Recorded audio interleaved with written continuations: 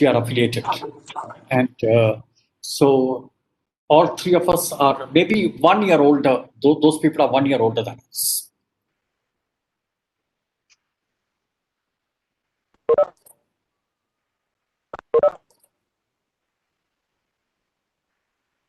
So we are actually, as part of the 50th Foundation here, we are bringing out 2 books.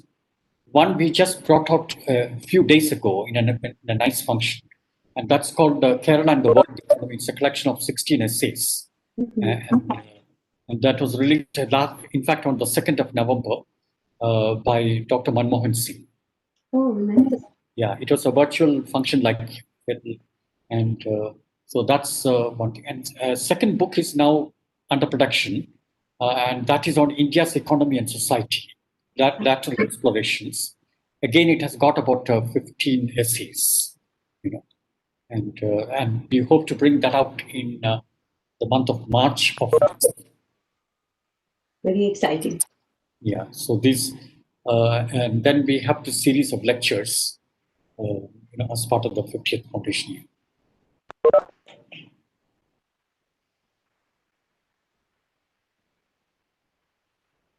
So the lecture series that you are giving was started in 1995, and the first lecture was by Amartya Sen. Yeah, and then we had a break between the 90s till about 2011. There was a break, and from 2011 onwards, it's been held continuously. So last year, lecture was given by Professor Robin Jeffrey from Australia. Oh, wow. Yeah, and the year before that, it was Professor Francis Stewart from Oxford University. These are hard shoes to fill. So you are in good company. That's what I was.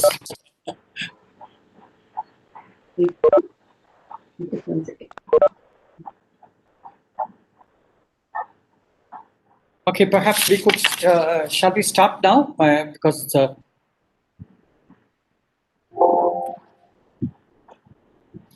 can we start now? Yes, please.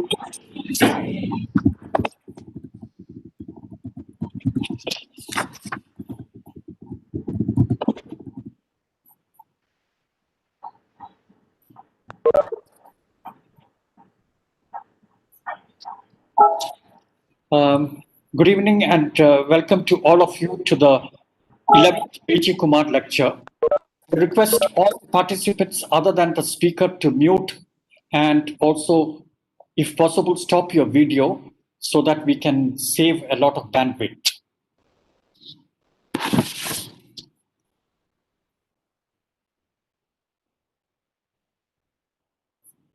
Can you hear me?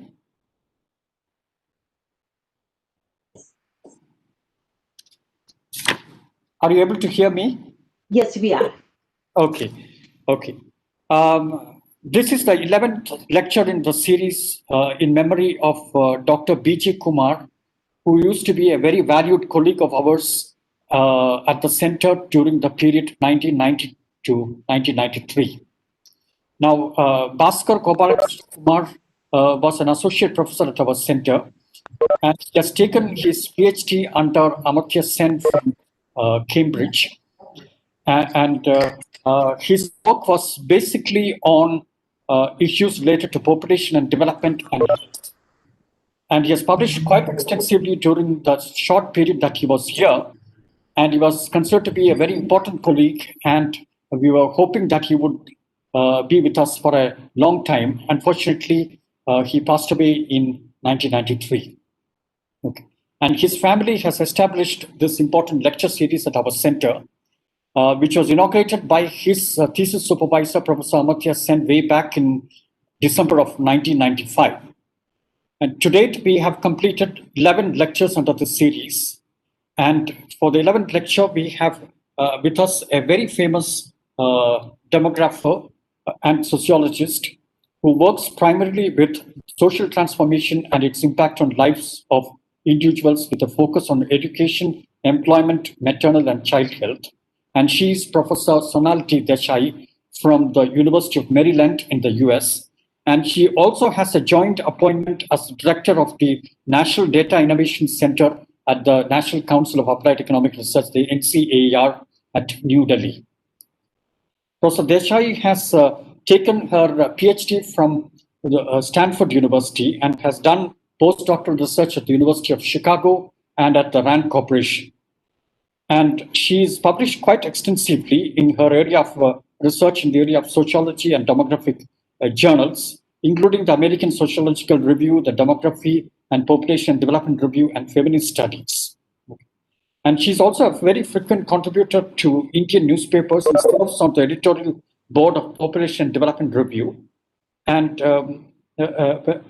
she has visited the CDS way back towards the beginning of this year in February, as she was the external examiner to one of the doctoral dissertations here. She's now going to lecture on economic transformation, growth of the middle class, and family change in India. So, Professor Desai, very warm welcome to you to CDS, although this is a virtual visit. And we do hope that you will come back again when it's possible for you to do in-person visits. And you have promised to stay here for some time. Okay. So thank you very much, and the floor is yours. And you could take up to about an hour or so, and followed by, with your permission, we can have discussions for about 30 minutes or so. So, Professor Desai, the floor is yours now. Thank you, Dr. Mani. I really wish I actually be doing this in person, given what a beautiful campus CDS has. And I'm really looking forward to visiting it when it's feasible to do so. Let me try to share my screen with you as we get started. Can you just confirm that you are able to see the screen? Yes, we will do that. So, well, first thing I want to do is draw your attention to this cover page of Time magazine that was published, some time ago. I'm sorry, we are not able to see your slide. Oh, you're not able to see my slide. One second, please.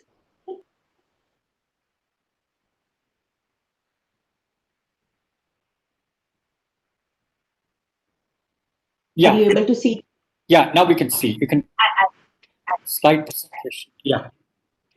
Okay, now we can see.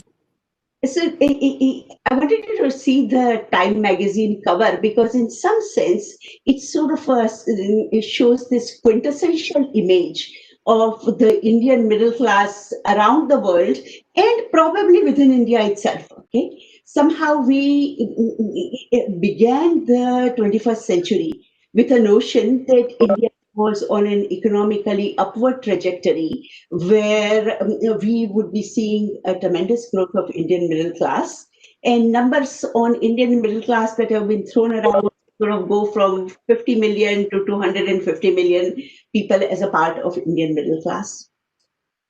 How does this actual or transformation relate to family change in India is what is the topic that I'd like to talk about today. But before I do that, what I want to do is kind of give you a sense of where India fits in a more of a global and Asian transition. 20th century has been widely heralded as the Asian century. Particularly at the start of the 21st century, we saw high rates of economic growth, rising education, growth of middle classes around the various nations of Asia. And most importantly, there was a national pride in an era where we presumed that there was a sunset of Western economic power and that the power was going to rest in the Asian nations. The fact is, of course, that not much of it has sort of materialized, and particularly we are seeing tremendous economic slowdown. So that's something I'd like to weave in as we go ahead in this story. But let me just give you sort of some numbers to begin with. The World Bank has often identified middle class as populations where there is an income of $3 to $20 per day per person. And by those standards, The Asian Development Bank estimated that about 25% of India, okay, fell into the middle class category. Okay. The highest numbers were sort of in countries like Malaysia, Thailand, China, and India sort of comes towards the latter part of it. However, India has seen far greater growth in these proportions of people classified as middle class than other countries. So, for example, if you look at the graph that I have here, which shows basically definition of middle class being more than $2 per of income per person per day. Um, Up through 2010, proportion of individuals who would be classified as middle class in India was much smaller than the actually numbers, not proportion. Numbers of people who are classified as middle class in India was smaller than that in China. But with growing population and growing economic growth, it was estimated that India would overtake. In terms of percentage growth, which is the right side of the panel, you see that Cambodia and India are sort of among the highest, where the greatest proportion growth in middle class has been estimated. We deal with a lot of questions, okay? Whether $2 a day is enough as a middle class. What does it mean? Whether these numbers are believable or not. But what I would like to do is use this to reflect a mindset of prosperity, aspiration, and growth that sort of existed in both India and the world roughly about 15, 20 years ago. How does that impact the family change is the topic that we are going to talk, I'm going to talk about today. And particularly, I actually want to talk a little bit about its implications for demographic theory. Given the fact that CDS has a nice program on demography, I'm hoping that this will be a topic that will interest. So, in some sense, I guess the challenge is whether the transformation of Indian and Asian economies provides a stimulus for demographic transformation that is similar to what was witnessed by the Western world. In some ways, I think it sort of fits into the fact that demography as a discipline is in some Big Bang theory. It's very interesting that development theory has pretty reluctantly abandoned its love affairs with the stages of growth, but demography as a discipline has been fascinated with linear progression and tries to explain away any divergence from this linear progression, where societies sort of move through different stages of transformation of the way children and families are viewed. If I were to sort of give you a brief history of demographic thinking, it sort of goes like this. First, society very families are very large. Fertility rate tends to be 4, 5, 6 children. Over time, it declines to get to roughly around replacement rate of 2 children, and then it progresses to move from TFR or total fertility rate of each couple having 2 children to even less than that. The factors which are associated with this change are seen to be initially it begins with mortality decline, where families no longer need 6 children to have 2 or 3 children surviving. It then moves to sort of urbanization and modernization, where urban spaces, modern living reduces the incentive to have many children who provide labor in the family farms. Over time, as economies grow and family size starts getting small, the transformation of growth of middle class and aspirational transformation is often believed to be associated with decline of religion as a driving force, greater emphasis on individual freedom, and something that sort of leads to lower incentive to get married, have children, but much more of a focus on individual self-actualization.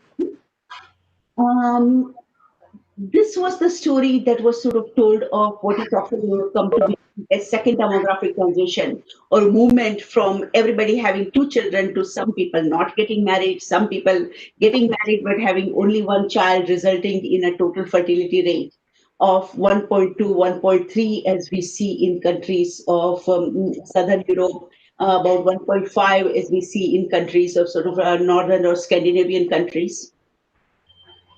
When it comes to sort of other parts of the world, developing countries, particularly Asia, there has been an argument that the elites in these countries often sort of see themselves as replicating the lifestyle of Western peers, and hence they choose to sort of believe in a lifestyle in social norms which are sort of transmitted from West. And there is this whole notion of westernization and diffusion of the way lives ought to be lived, often capsulized as sort of this theory of developmental idealism. For people in this audience who have worked on economic development and development theory, this would seem like, yeah, this is the old story of transformation of people moving through stages of development and stages of growth. Does it really hold? That's the question. So, one thing that has clearly happened is that the fertility around the world has fallen. Almost all countries in the world now have moving towards lower fertility, and for a large part of the world, the family size has gotten to be less than 2.5 children. As you can see, if you look at this graph, except for Africa, okay, almost all parts of the world now, okay, have a total family size which is less than 2.5 children. In Europe, it's even less. It's roughly 1.6. That Europe is not replacing it. With Asia, it's sort of more around 2.2 children. Okay? Latin America, it's roughly around 2.2 children. So clearly, fertility has fallen around the world. But can we explain it with this whole notion of secularization, individual freedom, and Western-led notions of second demographic transformation, transition? And the theory of second demographic transition, which I'm going to talk about a little bit more in a moment, emerged when Europe began to see below replacement fertility. Historically, demographic theory sort of believed in this invisible hand of God, that the fertility rates will fall from 3, 4, 5 children per family to 2, where every family is replacing itself, and then it would stabilize. It came as a surprise when actually countries like Italy and others sort of started seeing fertility rate which was 1.2, 1.3, and so on. And for Europe, it sort of emerged. If you look at the orange line here, which is sort of a 1990s to, let me actually describe this graph a little bit more in detail. What it plots is that the blue line plots the global average of children per woman in between 1970 and 75. The orange line which plots for 1990 to 95. The red line plots the fertility for 2010 to 2015, and the purple line shows you the fertility or predicted fertility for 2025 to 2030. And what we see here is that the orange line is the one that is of interest, because that's when all of a sudden Europe and other parts of the Western world started seeing a very low fertility rate and very small families. Asia has begun to sort of imitate them. Parts of India have begun to imitate that low levels of fertility.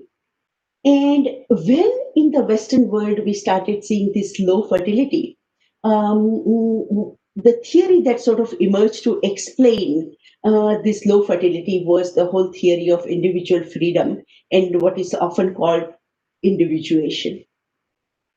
The first demographic transition, which is sort of supposed to describe the transition from families with 4 and 5 children to roughly about TFR of 2, focused on transformation in terms of basic material needs, where people married when it was financially feasible. There was a single family. Social policies were sort of family driven. And fertility fell because having large family size was no longer economically rational. That was the main story, the economic rationality. When it comes to the fertility below level 2, which basically means that some people are not getting married, some people are getting married but having only one child. Okay? The focus turned towards this whole notion of sort of individual autonomy, self-actualization, societies which sought gender equality and where for women it was no longer rational to get married. For example, that's a story that's often being told about Italy, about Japan, and so on. Women were economically autonomous. They did not necessarily need to get married. Life course became sort of more flexible, where some people got married, some people didn't. Some people had children, some people didn't. So basically what we are talking about is a transformation in thinking where economic rationality began to replace sort of a notion of individual freedom and social needs. And what Lastage, the father of this theory, often calls higher order needs. Okay. The question is, of course, whether economic growth has a uniform impact on family changes. Total fertility rate has fallen universally across all parts of Asia, including India. But the transformation in marriage has not occurred in the same way that the European patterns would imply. Let me show you pictures of different parts of Asia. And I do intend to come to India, by the way. I just want to sort of lay the groundwork comparing India to other parts of Asia. So what you see here is there are three graphs. Each of them show East Asia, Southeast Asia, and South Asia. And they plot the declining fertility rate between 1970 and 2010. And we see that decline has occurred everywhere. South Asia began at sort of a higher base level, and it is declining, but sort of remains still at a somewhat of a higher level. East Asia experienced very sharp decline, and most of the East Asian countries now have total fertility rate of under 2. China, Japan, Korea, Taiwan, etc.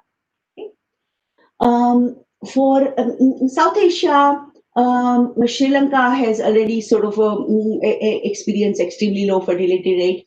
India remains still a little bit over a TFR of 2, but there are several Indian states which have experienced TFR of below 2, and Kerala is certainly one of those. At the same time, the mean age at marriage has not increased nearly the way we might have expected.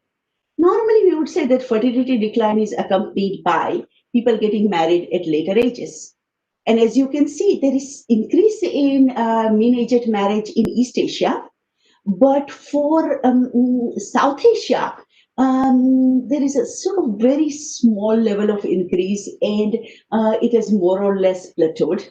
Most of it occurred due to, and India is the yellow line, you can see here from 18.1 to 20.2. And most of it is really the decline in child marriages. More importantly, the avoidance of marriage has not taken place in South Asia. Again, as we see East Asia, the proportion of women who are aged to 34 and still single, okay, is as high as 34% for Japan, okay, and as low as 5.3% for China. When it comes to South Asia, we see that almost uniformly it's about less than 10% for India. Actually, it is only about 2.7%. Almost every Indian woman gets married before reaching age 30. By age 30 to 34, the proportion of Indian women who remain single is only about 2.7%. So what do we see? We see that fertility has declined, and yet marriage has not changed. Marriage, in some sense, is a metaphor for the importance of family as opposed to importance of self, and that hasn't changed.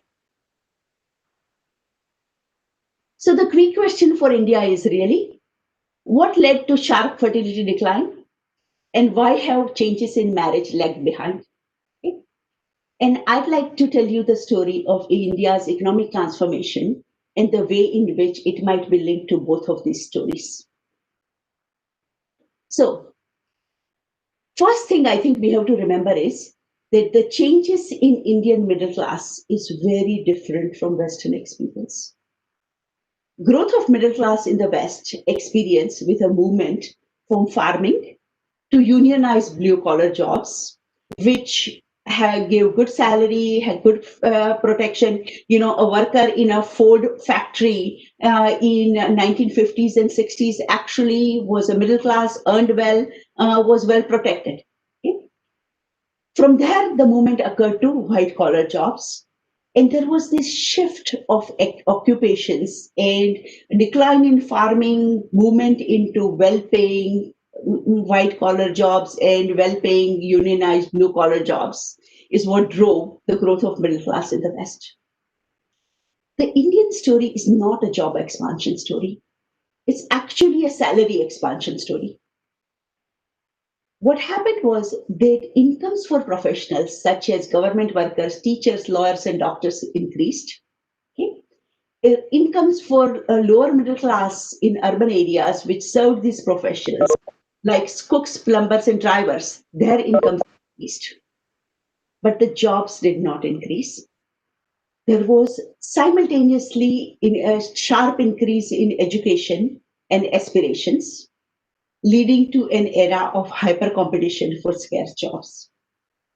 Let me present some of the statistics to sort of support these contentions. First, this is something pretty much all economists in the audience would remember, that income share or the share of the total household, the share of GDP as well as total household expenditure, okay, for selected occupations from NSS surveys basically shows that the proportion of income that sort of resided with the farmers has gone down, and gone down sharply. It's gone down because the number of farmers are smaller and their incomes haven't increased largely. Whereas the incomes of sort of professionals, managers, technicians has gone up because a slight increase in the number of people who are in occupations, but substantial increase in their incomes. These are, by the way, all the data from NSS and based on my own calculations. So what happened here was that the red lines here that you see are 1983 NSS data, and the yellow lines that you see are 2012 NSS data. And the graphs to the bars to the left are upper professors and managers, lower professionals and teachers and clerical workers. That's the three groups I would like you to pay attention to. And what you see is that for each of this group, their median household annual expenditure increased substantially. Okay? Particularly so for upper professionals and managers. Most of you listening to me would fall in this category.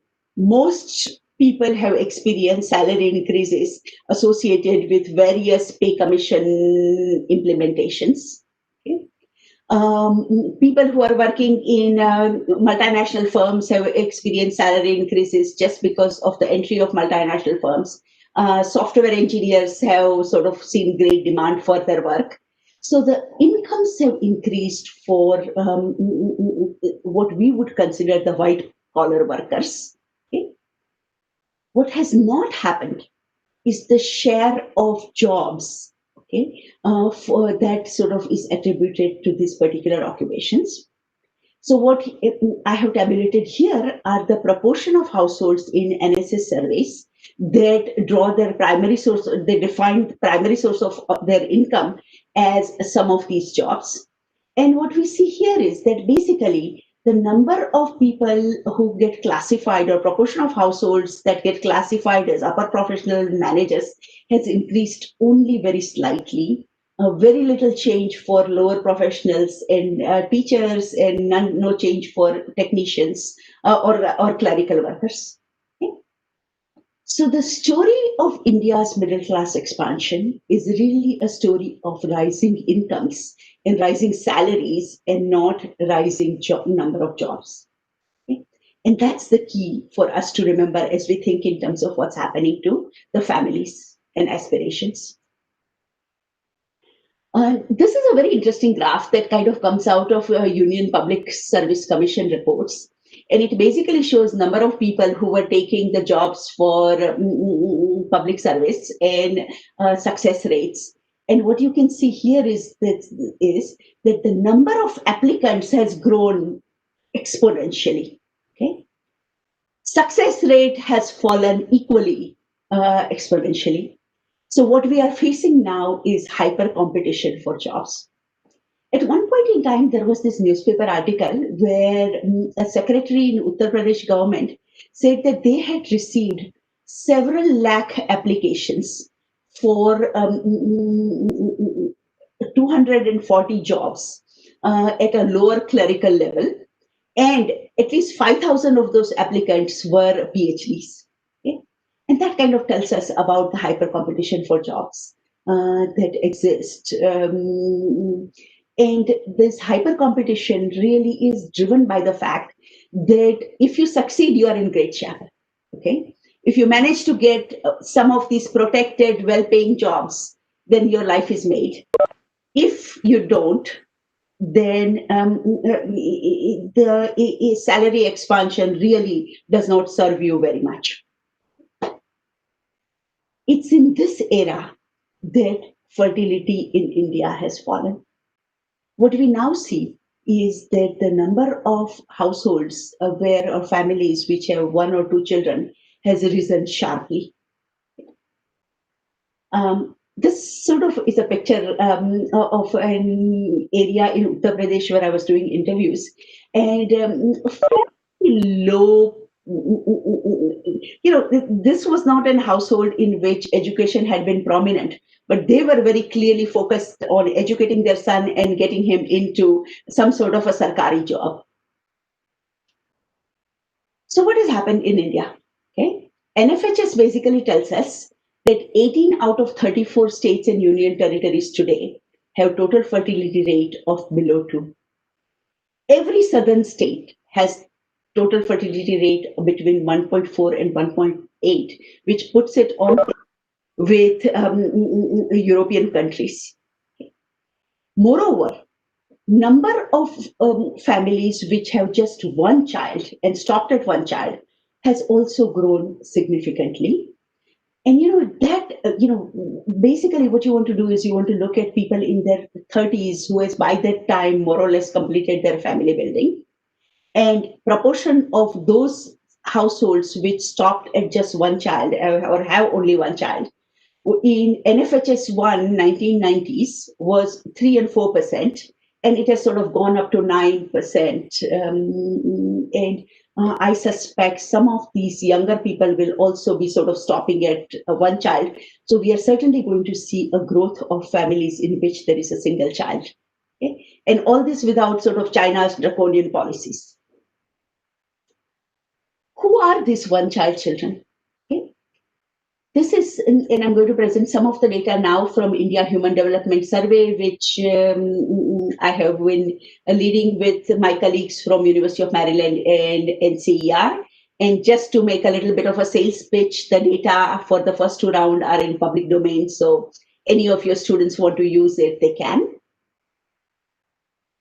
What these surveys basically show us is that the proportion of households which have just one child, okay? And we define households as having one child as people whose single child is at least 5 years old. So, they have we can kind of surmise that they're more or less finished building their family. At an all India level was only 5%, but it was very high in metro cities and in when mother had a college education. So 23% of college educated mothers had stopped at one child. Okay? So these one child families are urban, educated and rich. So the question that really comes to you is, why do these people stop at just one child? Okay? Demographic literature has basically suggested essentially two. Second demographic literature would be second demographic transition literature would tell you that most of it is based on people's aspirations for themselves. Women want to participate in labor force. Having children can be burdensome, and it's hard to combine childcare with work, and hence women may stop at just one child. It may be that the Beckerian model exists and there is a trade-off between consumption and children. It may be that people sort of want to have more time for themselves, seek personal fulfillment, don't want to have the burden of childcare, and hence sort of stop at a small family. Or, and this is what Alka Basu and I would like to hypothesize, is that people may have such strong aspirations for their children that they decide to have fewer children and invest in these children because they see children as the ladder of social mobility. Data seem to support the second hypothesis rather than the first one. Okay? What we find that families with single children don't have higher labor force participation. Actually, they have a lower labor force participation rates.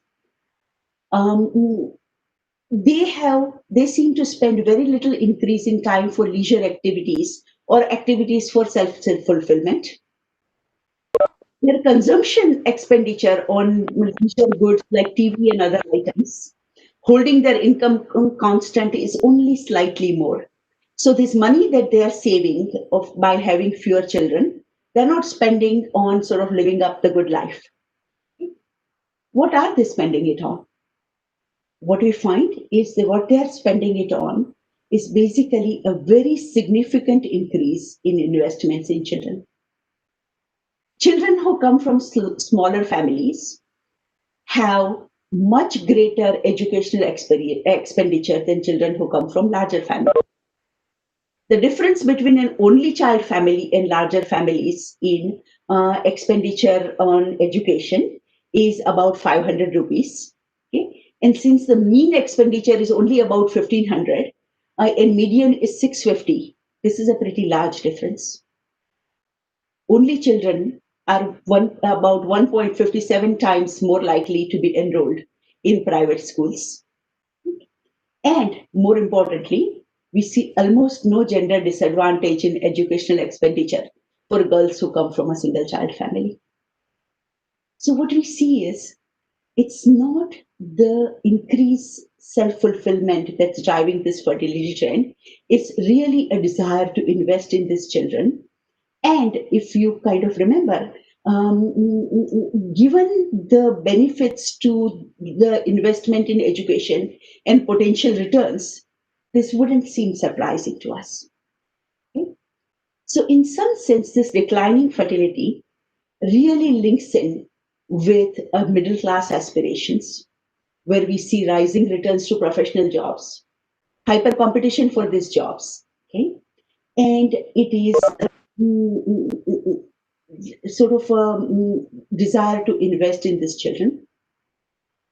For demographic theory, it's probably the continuation of the first demographic transition, where there was sort of more rational decision rather than a second demographic transition, which was the lifestyle revolution. We see very little of lifestyle revolution here.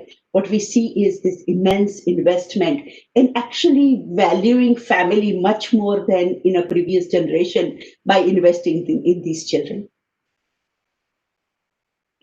So in some sense, the Indian experience, And actually, I would say this is true for many other countries. Probably countries like Korea are seeing the same. Okay? Where what we see is that the low fertility occurs at a time where there is a sort of a great rising aspirations, and it is taking place in sort of a context where um, we don't see improvement in sort of women's employment. We don't see changes in gender roles. What we see is just sort of transformation of fertility patterns. I'd like to actually turn now to sort of convince you that we haven't seen the transformation of gender roles and norms. So the fertility transformation is quite distinct from the gender transformation. The nature of marriage in India remains fairly feministic. Remember, marriage is almost universal. I had shown you a graph before where proportion of women who at age 30 to 34 remain unmarried is roughly about 2.7%. So everyone gets married almost. Okay? And I do recognize that 2.7% in India is still a large number, and many of them are our professional colleagues. Okay? But let me focus here on sort of the bulk of Indian population. It's early, universal, and arranged. India Human Development Survey data also asked women, who selected your husband? Roughly 40% of the respondents say that our parents and our families and the elders. About 55% said that yes, the families selected. 55% of the families said that the families selected the husband, but they asked my opinion. I had seen it. Only 5% where they say, I chose my husband, or what we would normally define as love marriages. So arranged, universal, early, that's the nature of Indian marriage.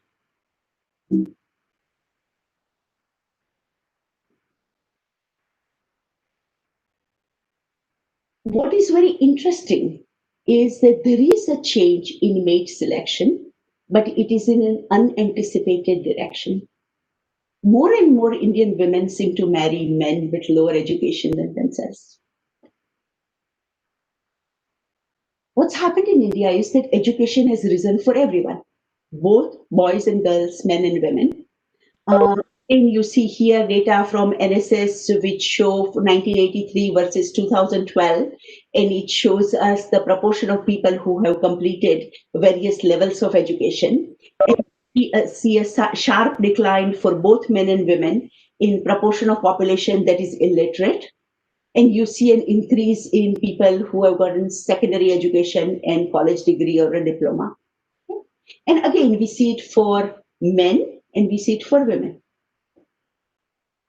However, women still remain below men. Okay?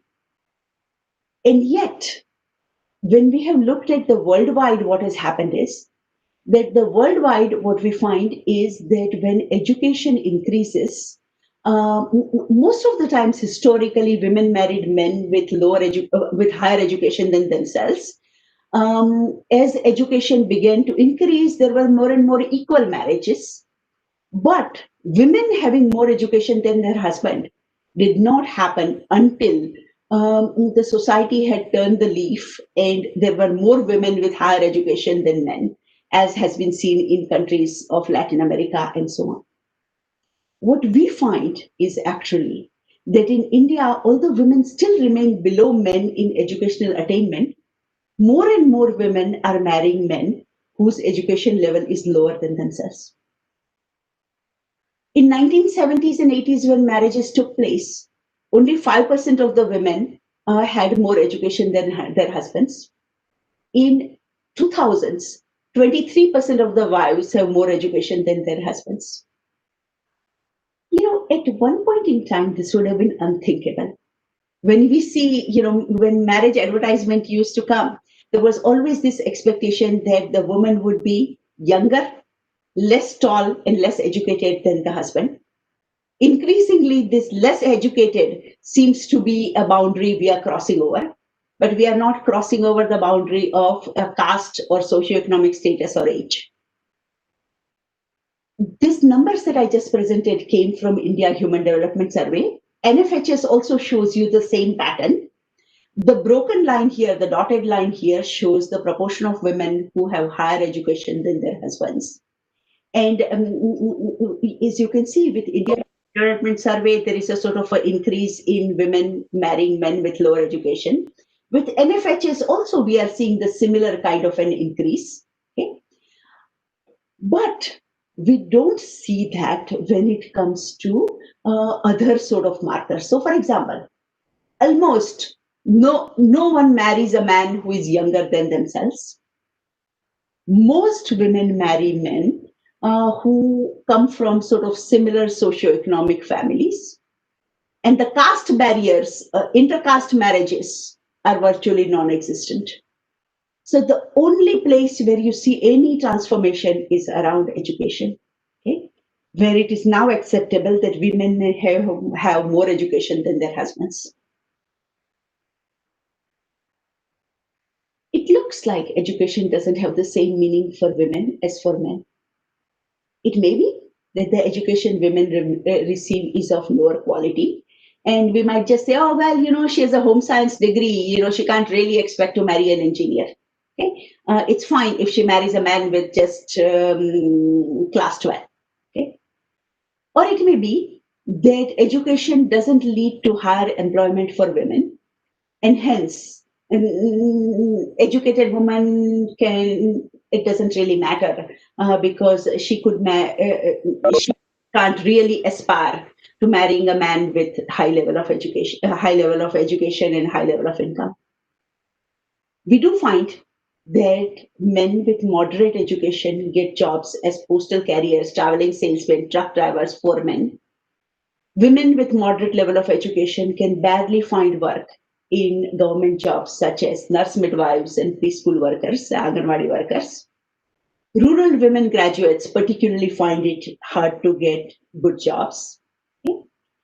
And this sort of may be playing into the fact, okay, that the employment rates for women have declined in recent years, just at a time when education has been increasing. Okay? And this has particularly happened for rural women. These are data from NSS surveys going from 50th round to 68th round, and PLFS actually showed continuation of this trend. What these data also show is, okay, that education and urban residents are particularly associated with lower female employment. So for both, when the brown lines show the rural women and their employment or work participation rates by their education. And what we find is that uneducated rural women are far more likely to participate in the labor force than women with some incomplete primary education or primary, middle school, etc. And their work participation rates don't increase until they get college education. Same thing applies to urban women. Again, they have to get to a college graduation or above before they can be employed. So what we find is that education does not bring the same rewards in terms of labor markets for women as we expect to see it for men. Consequently, basically, you might wonder, okay, so why do parents actually educate their daughters? If there are no labor market rewards, why do we see this rising education for women? And I think economic opportunities are only a partial explanation. Women and girls' behaviors are strongly governed by gender norms. And we find that women, it's a social status story. Okay? Families like ours educate our daughters. That's what parents would begin with. Whether she's going to work or not doesn't matter. Whether she's going to get married and go away somewhere else or not doesn't matter. Okay? So in some sense, I think what we find is that education for women is in some ways associated with social status, and this is where some of the literature by people like M.A. Srinivasan, etc., comes in play, which argues that the social status is something that women serve as the repositories of social status in India and actually in many other parts of the world. Higher education may modify this somewhat, but it doesn't appear to be fully successful. Rising incomes and education are not really associated with gender modernity. Okay? So, for example, this is data from NFHS, which shows us the level of physical mobility for rural and urban women. And they were asked whether you can go to a health center alone. Okay? And what we find is that basically the proportion of women who can go to health center alone really doesn't change with the level of household wealth. Okay? This is data from from India Human Development Survey, and what we find again is that with the increase in household income, proportion of women who perform veil themselves, perform gungat or parda, really doesn't decline substantially. So neither the education modifies gender norms slightly, but not very much, and the incomes don't seem to modify it at all. So now you have to kind of put this in context of rising tide of gender fundamentalism around the world. Um, think about, and I, with Kerala, I mean, we can't forget Sabrimala protest, right? But there are other countries where, there was a fundamentalist turn in post-Nasser Egypt, in modern Bangladesh. There have been movements against veiling in France. US literature, in fact, actually identifies end of gender revolution. So what we are seeing is sort of this rising tide of gender fundamentalism, declining and very low labor market opportunities for women with some level of education, and continued arranged marriage. It's not surprising that we don't see a transformation in sort of marriage patterns, either age at marriage, in mate selection, and so on for women. Okay? This kind of gives us sort of a reason to rethink the demographic theory. We have historically sort of emphasized the wealth and modernity nexus, growth of middle class, change in mindset, increasing education. Okay? All of these are supposed to lead to increased modernity, which sort of leads to, is associated with lower prevalence of marriage, lower fertility, and so on. What we are finding is that actually the two don't seem to go hand in hand. Perhaps what we need to think is the whole notion of social mobility rather than modernity. Okay? And both economic and social, for both economic and social reasons. Okay? Economic mobility imperatives clearly seem to shape certain behaviors, such as fertility, whereas social mobility aspirations shape other behaviors, such as performance of gender norms in marriage. Okay? One of the reasons we may see declining fertility as a sort of a middle class aspirations grow, but very little transformation on sort of marriage and other gender related norms. Okay?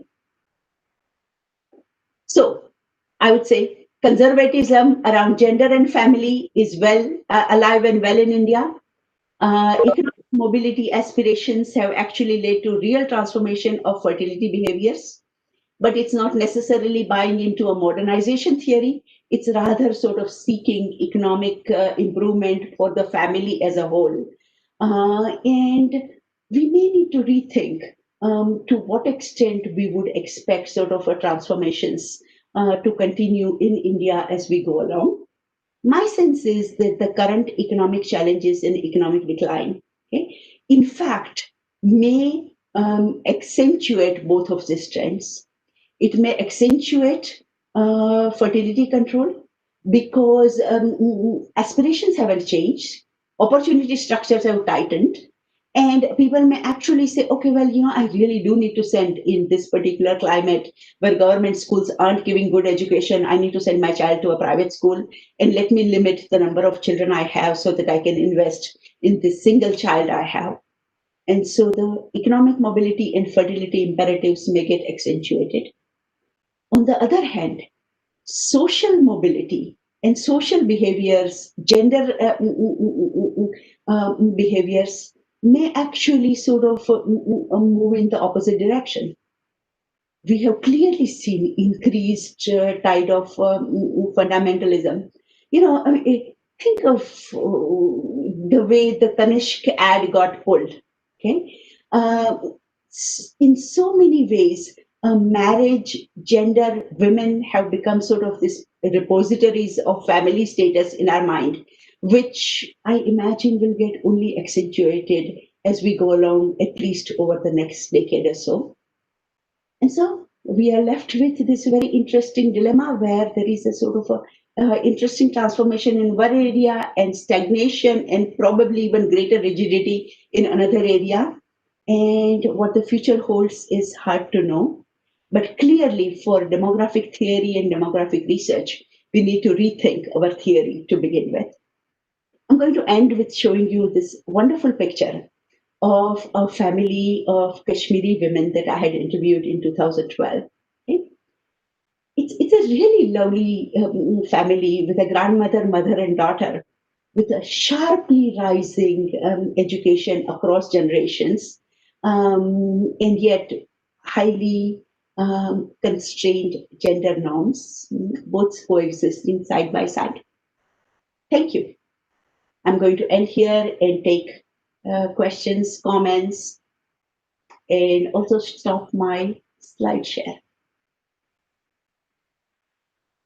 Okay. Thank you very much, Professor Desai. I think that was such a nice and clear presentation. Now the floor is open. People could ask pointed questions. And those who are finding it difficult to ask questions could put that in the chat box, and I would read it out for Professor Desai.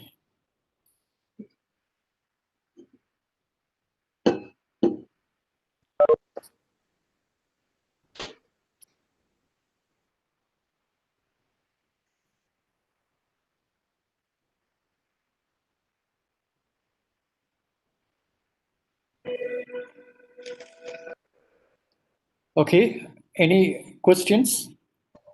So may I ask? Yes. Professor? Yes, you could unmute yourself. And Yeah. Can you hear me, sir? yes, we can hear you. Okay. Thank you, Professor Desai, for this very explanatory presentation. I've been thinking about 2 points. Like, one is I was just curious to know what would be the difference between one child families and two child families. Like, how do you see these two set of families being different? Like, we know at a very aggregate level, the average Indian household size is 4 point something. So how do you see these two sets as being very different? And secondly, I was thinking about this when you referred to your 2016 paper about families with one child, and those were the families with actually low female labor force participation. So I haven't seen the macro data in with this lens, but what I observed from my own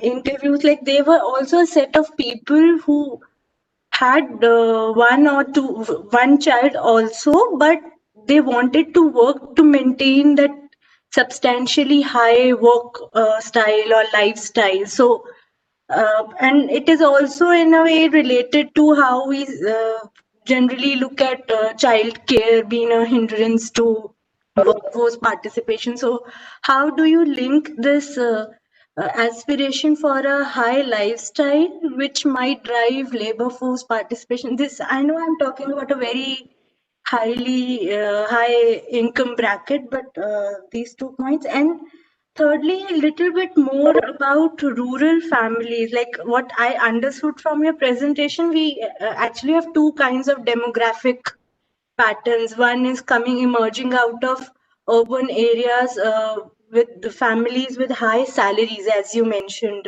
It's not economic transformation, but salaries. Then does it mean that the rural demographic situation is very different? So these are the 2-3 points. Thank you. Wonderful questions. I'd actually like to say that one child family is actually an extension of two children. Essentially, the fertility in India has been falling, associated with a desire to invest in children.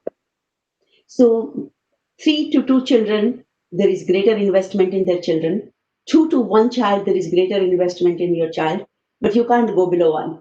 Okay, if you go below one, then you don't have a child to invest in at all.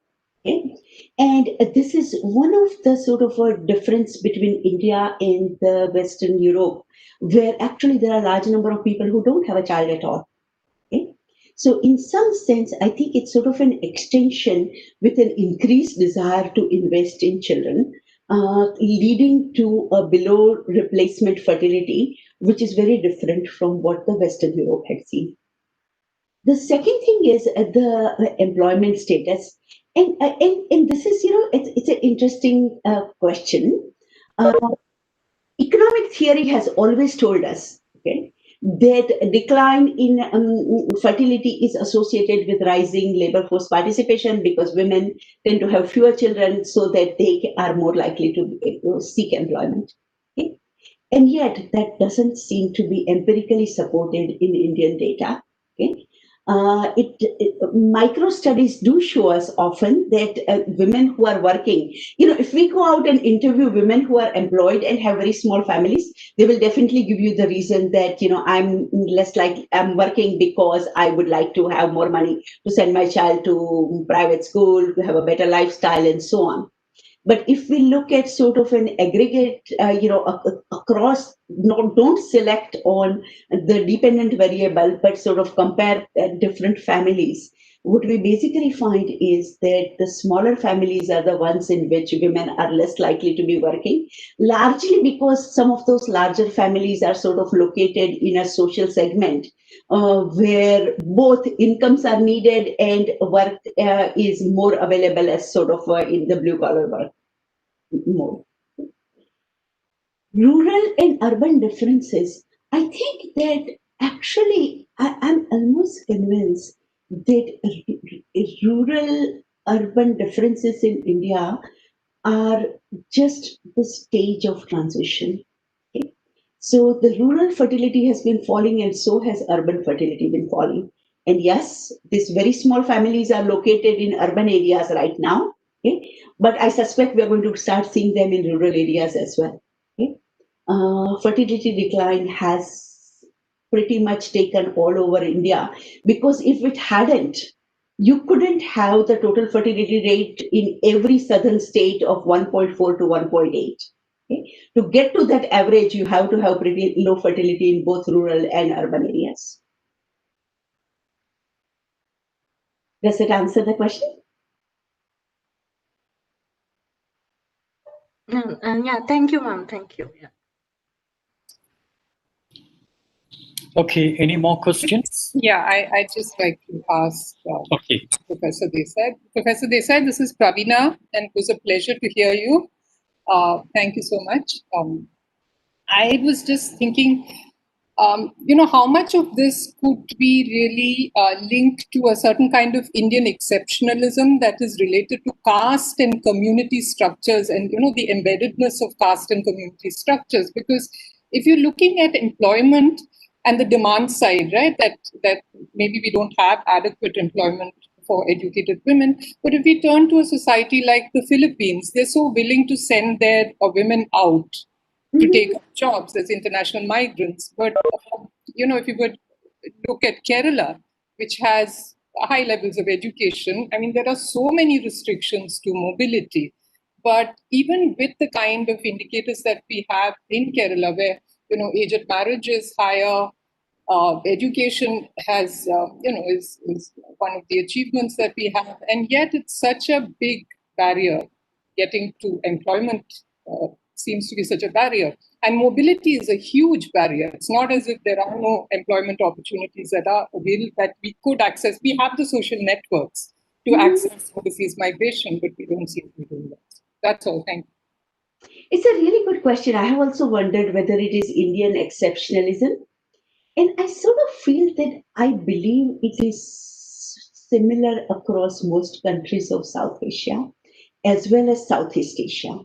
Where there is a big difference, or at least some countries of Southeast Asia, let's put it this way, Philippines is certainly an exception.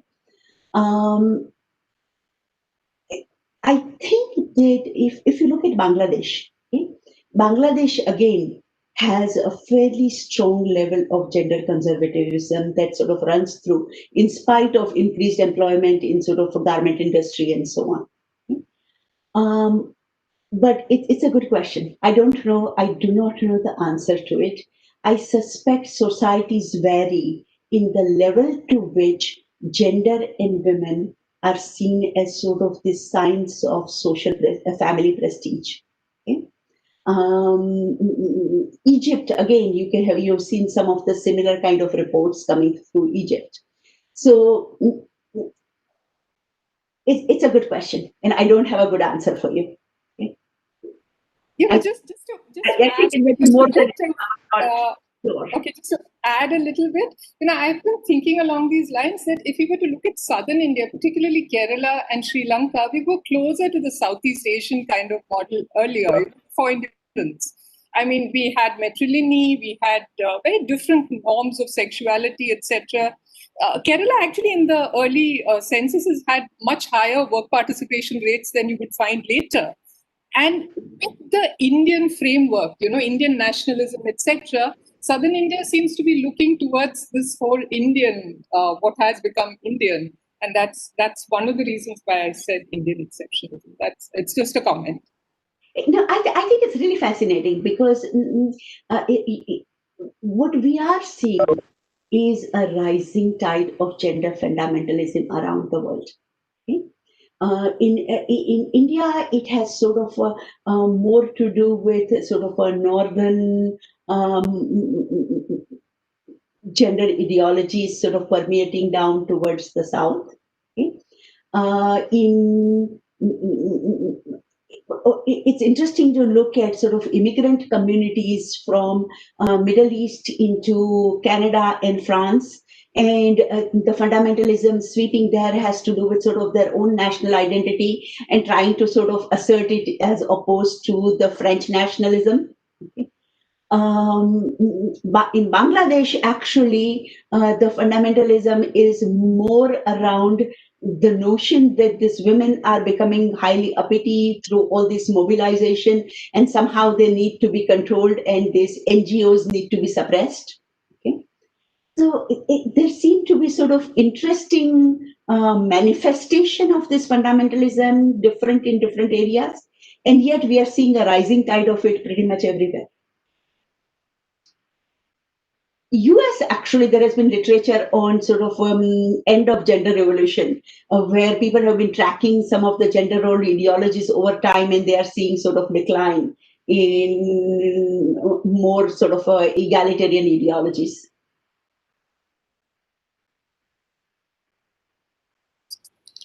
Okay, thanks.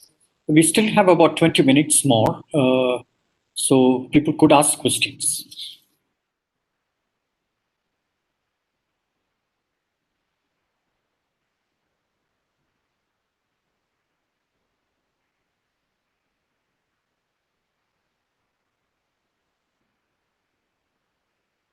Looks like you have answered everything that people Probably it's just that it's a large terrain with a lot of unanswered questions that are not very easy to answer. No, not actually. A few years ago, in almost the same series, we had a lecture by Professor Andre Bette, also on the growth of the middle class. And during that lecture, he said something which was somewhat similar to what you are saying. It was basically a salary expansion. And what he was trying to say was that salary expansion was entirely, in fact, what he was saying was it was entirely due to participation in the public sector, Yes. in the public sector. And that has led to And in fact, even the aspirations of families of those who participate in the public sector is very different from those who are from the private sector. I think that is absolutely correct. So, until about fifth pay commission report, India historically has had post British era a salary compression where public servants were no at the lower level were well paid, at the upper level were not so well paid, but there was this salary compilation that kept it in place. With the fifth pay commission report, the salaries have started increasing, and consequently, the public service has become much more attractive than it used to be before. As academics, we all like to think that we are underpaid. But I suspect that some of the people in this room perhaps remember the times when academics were paid much less compared to the self-employed people, and now the difference has reversed. Okay? As a Gujarati, actually, I remember very well that there was a time at which the service was looked down upon and business was preferred. Now, actually, you start seeing actually among even Gujaratis a greater desire to go gain education and get into some sort of what is called the service rather than starting a business. So there is a comment. There is a question in the chat box. Let me read that. Okay.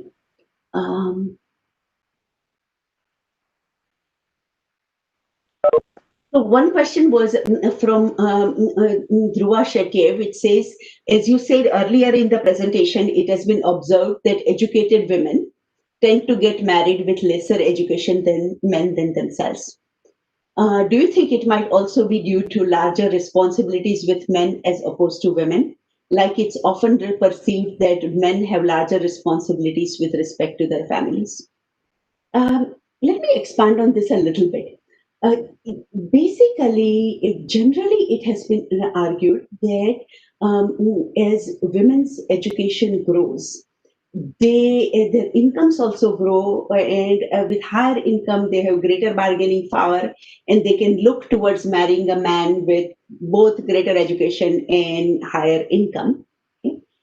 But if your education expansion doesn't lead to higher incomes, that sort of a rationale for bargaining power kind of disappears. Moreover, I think the other issue that might be happening also is that there may be a desire. It's not just one-sided, right? Marriage is not the choice of the bride and her family alone. It's also the choice of the groom and his family. And historically, groom's family didn't want a woman who would sort of be, in some ways have a higher status than her husband. And if education meant higher status, then there would be a preference that, okay, she should be a little less educated, just as the preference has always been she should not be as tall as he is, or she should be a little bit younger than him. What this also tells you is that education for women is actually not seen as a higher status. Okay, education for women it's good. She will be a good housewife. She will raise her children well, but she would not supersede her husband in terms of becoming more uppity and more powerful. So I think it's a sort of a combination of the two. Okay, does that answer your question? I think we also have another question. Yes, from Murugan. Right. What's the role of institutions and changing role of institutions in the context you are talking about? Would you like to sort of think about, expand a little bit more on the kind of institutions that you were referring to? Murugan, could you please expand on the kind of institutions that you are referring to?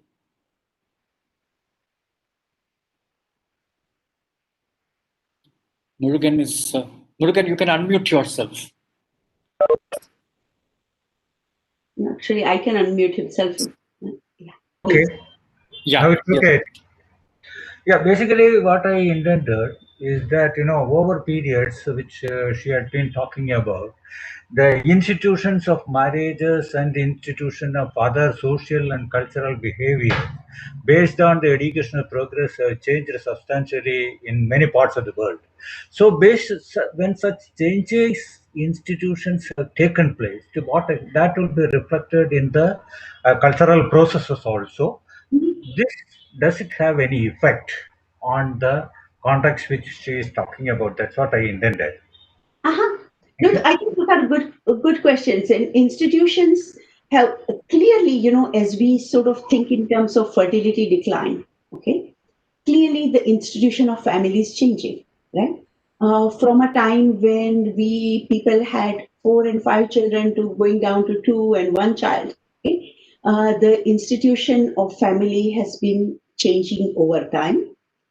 What I wanted to say though was that institution of marriage still remains fairly rooted in sort of a social context, which seems very resistant to change. Um, and combine it with sort of the increasing fundamentalism, that may be one of the things that's sort of making it more resistant to change. Um, so the changes we are seeing are both sort of increased education and increased modernization, but we are also seeing along with it changes of sort of greater fundamentalism and greater gender rigidity in some ways. I would also say, if we want to think about a little more broadly on institutions, okay? Clearly there are sort of institutions that surround labor markets, educational systems, public policies, okay? And those we think would have an impact on some of the sort of social norms that we are talking about. It appears that, educational systems haven't done a lot to change our gender norms. It may be that they have actually made some of the, that may have actually imparted a greater rigidity to gender norms than less rigidity. Okay? The things that are allowed for uneducated women, day laborers, and agricultural workers are suddenly not so allowed for middle class women with education. They may be seen as sort of, it's the lower class women who are, it's fine for them to sort of go out and participate in the labor market, for them to sort of walk around unescorted. Our educated upper class women need to be protected more. Okay? So broader social changes should change your gender norms, and yet we haven't seen those transformations as much as I might have expected.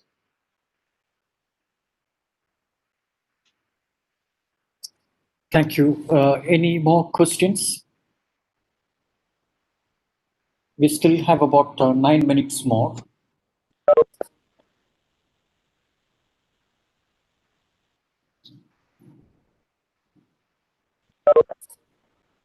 I think there is a comment from Shobha Arun. If you'd like to unmute yourself.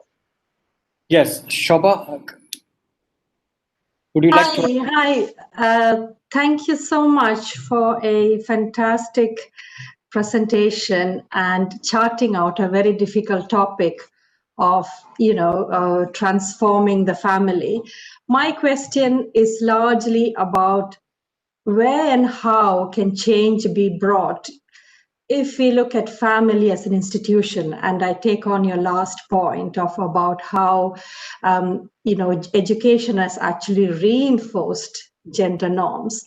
So if we look at the family as an institution, we are more comfortable about speaking about, patriarchy in the public sphere, but not necessarily in the private sphere. So, if you need to see change and meaningful change, where does the change come from? From within the family or from outside? And maybe perhaps it is for me about where can policy actually help in this transformation? I have sort of, I'm a little more of a skeptic when it comes to the role of policy in transforming the family-based social norms. For example, we have so many girl child schemes on benefits to be given to the family if the girl is raised, she survives to age 18, she goes to high school, and yet sex ratios seem to be showing a sort of a worsening trend. I think, however, that it doesn't mean that public policy does not have an impact. Public policies have impact in very unforeseen ways that we sort of need to think about. For example, I actually had done some research on Manrega, okay? And I found that presence and very strong sort of availability of Manrega in a locality had an impact on changing sort of both increasing women's participation and changing to some extent their ability to sort of get their intra-household bargaining power. Okay? Implementation of transportation programs. Okay? One of the things that has been actually most effective in improving women's participation in non-farm activities, okay, is improvement in transportation structure. Because for men to get a non-farm job and to get out of their village, transportation is a barrier, but they somehow seem to find ways of overcoming it. For women, it has been much worse. So transportation infrastructure. So in some sense, I think the public policies which provide and encourage employment opportunities then can over time perhaps affect families and what happens within families. My friends who work directly on sort of transformation of norms, for example, people who have been doing evaluations of programs like, this serial, Main Kuch Bhi Kar Sakti Hu, okay, seem to believe that those TV serials have actually had an impact in sort of norms and aspirational transformations. Again, I would just repeat that this is what we have been told. I would like to see a little more evidence in that area. Okay? But yes, and the final one, actually, I would say that we have actually reduced women's unionizing and organizing. But some of the earliest impacts on gender norms and gender transformation came out of organizations like Seva, Mahila Samakya in Karnataka and other places. And organizing and unionizing have had an impact both on economic outcomes and on sort of a self-perception, bargaining power within the households. Unfortunately, those are also the areas where we are seeing somewhat of a decline nowadays, with sort of most of the organizing tasks being taken over by government programs such as National Rural Livelihood Mission rather than through the union-based and empowerment-based programs. Let me end here. Okay. Thank you. Thank you very much. I think Shobha has again raised something. Yeah, she seems to be happy. Yeah, okay. Okay, thank you. Okay, I think any further questions? Otherwise, we can bring the lecture to a conclusion.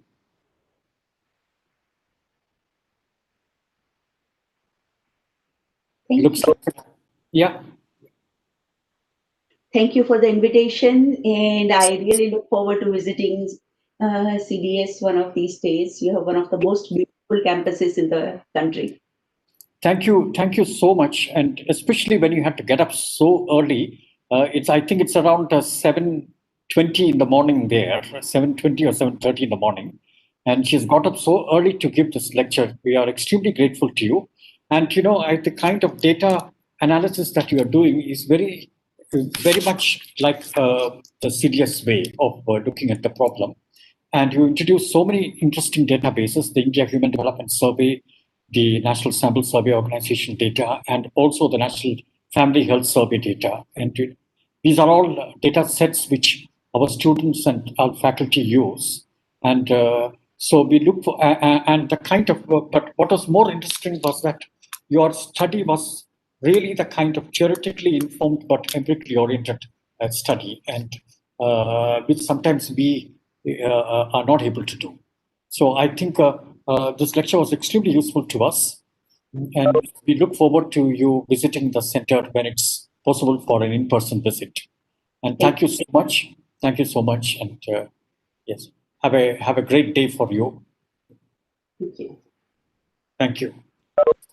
So we'll bring the lecture to a conclusion, and I will turn off the connection now. Thank you. Thank you.